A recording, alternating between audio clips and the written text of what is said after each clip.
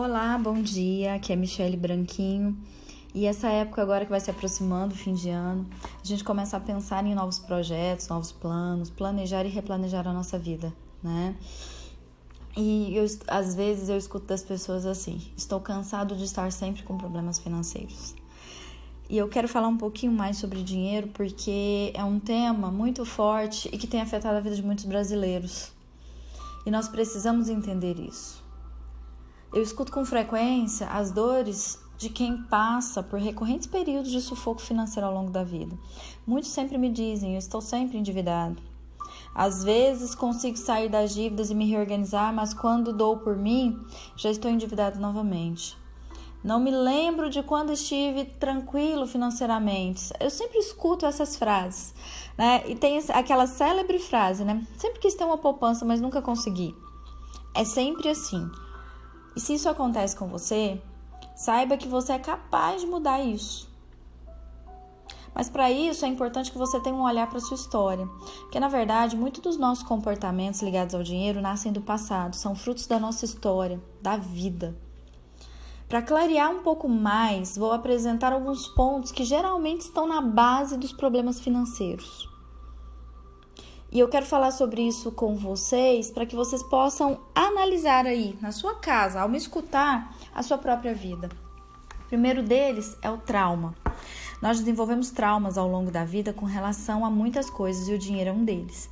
Quer um exemplo disso? Por exemplo, falências familiares, aquelas situações que às vezes geram brigas e disputas judiciais por dinheiro e tudo mais, divisão de herança.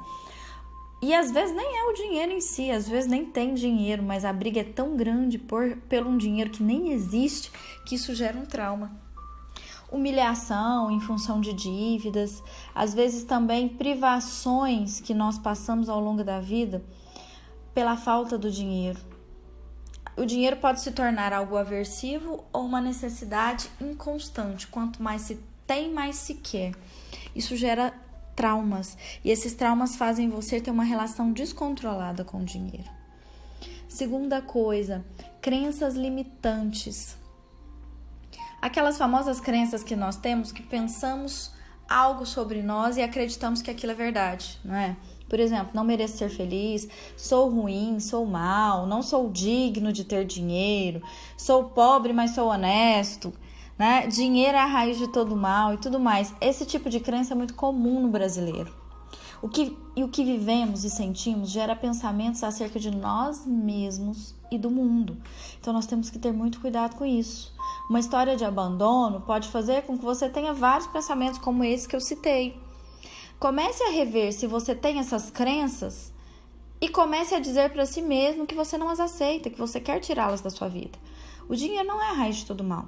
O dinheiro ele pode sim destruir, se ele for usado da forma errada, mas ele também pode construir. Depende de você e do seu pensamento. Depende de você e do que você sente com relação a tudo isso. Agora, a terceira, emoções. Essa é uma realidade muito interessante, muito interessante. Algumas pessoas, elas têm crenças limitantes, outras traumas, mas tem aquelas que às vezes não conseguem lidar com as próprias emoções ligadas ao dinheiro. Por exemplo, o medo de ser rejeitado, de não ser amado, pode fazer você dizer sim para algo que você não podia e você se torna um endividado porque você não consegue dizer não para aquela pessoa. Porque a sua relação de amor com aquela pessoa está pautada no dinheiro. E não é assim que funciona. Não é o dinheiro que vai fazer aquela pessoa te amar. Não é.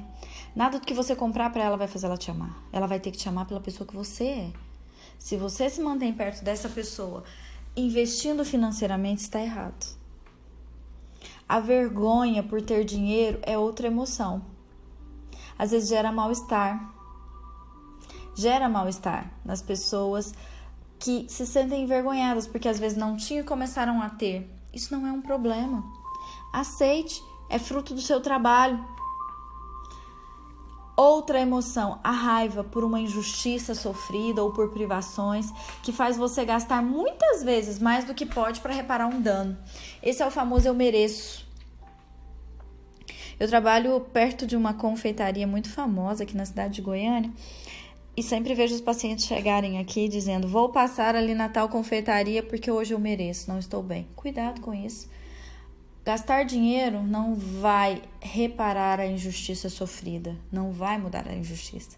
Melhore isso em você, trabalhe e seja consciente ao analisar isso. Dívidas afetivas. Muitas vezes nós temos a sensação de que devemos algo para alguém, pela confiança que ele fez, por um favor que ele fez. Fazer algo para alguém não é errado, mas cuidado. Faça no seu limite. Não entenda que você precisa se punir ou se prejudicar porque você tem uma dívida afetiva com o outro. Cuidado com isso, porque o outro também não tem que esperar nada em troca. Se o outro fez para você, ele fez porque ele quis, é de coração. Cuidado com a dívida emocional, porque na tentativa de quitar a dívida emocional, nós gastamos um dinheiro que não podemos. Outra coisa é a culpa, que leva à autopunição e à sentença. Ou seja, nós nos sentenciamos porque fizemos algo de errado e acabamos tentando consertar aquilo com dinheiro. Cuidado com isso. Por exemplo, presentes caros, quando fazemos algo errado. Isso acontece muito entre marido e esposa. Tem uma discussão, vai lá e compra um presente. E isso não funciona. Não funciona.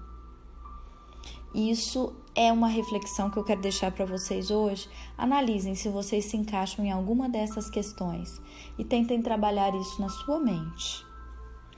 Tenha um bom dia.